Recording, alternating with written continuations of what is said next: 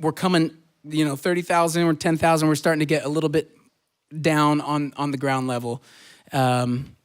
So here is application number 2. I'd say this, consistently provide a sturdy why for your team.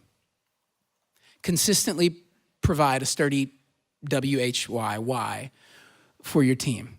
So again, this is another way that we can war against that slide into professionalopolis, that town that we don't want to be in, is by faithfully reminding our teams of why we're doing what we're doing. Shane probably touched on it a little bit in the earlier session yesterday, but man, I know for me,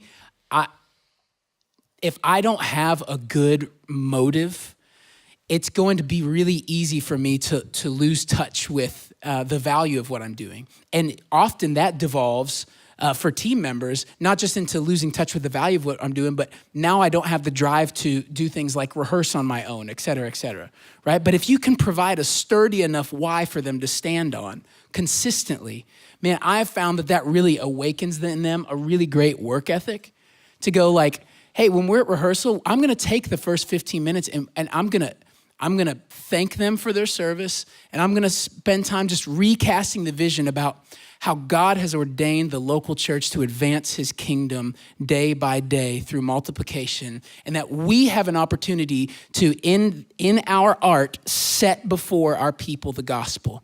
And in setting the gospel before our people, we can pray that the Spirit comes alongside that news of the gospel and awaken their affections for him. And then they go out and they make disciples that make disciples. And when you get behind that, that's why we breathe. Yeah. That is everything.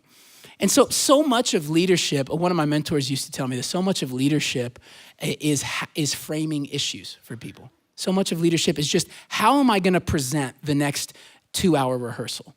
Am I gonna present it as, guys, we gotta nail this because it's Easter, and it's Easter, Is that the best you have? Or are you gonna frame it with a really sturdy why that helps them stand when they're kind of grinding out and they're going, man, this is taking a while, or it's Saturday and they know they really haven't landed that one song and they don't wanna rehearse, but they know they need to. Like, what's gonna push them into excellence? I think it's providing a motive that is as big as the gospel.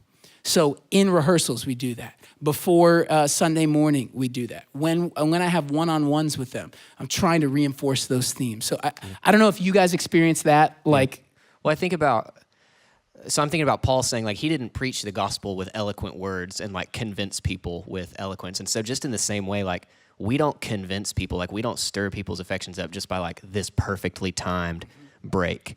And like this thing, like, I'm just thinking about, we just bring what we have as faithfully as we can, right? Like 1 Corinthians 4, Paul's saying, moreover, it's required of stewards that they be found faithful. So like, have I been faithful today? Have I worked hard? And like, just do that. Like, have you been faithful today with what the Lord's given you? Are you content in the car that you're driving? Are you being faithful with the cards that you've been dealt? And just trying to be a faithful steward. And if so, touchdown. Like, if it doesn't get nailed, great. Like, were you faithful today? And that frees you up, even as a leader for your team. Like, are you seeing pursuit of faithfulness in their own life? Cool. Then if they don't nail it, like, there's greater gain in godliness than awesome guitar tone. So, amen. I want a tattoo of that right on my neck. Right it's a really long tattoo. Yes. We'll do it backstage. Yeah. Wow. Ballpoint. That's how we roll in Texas.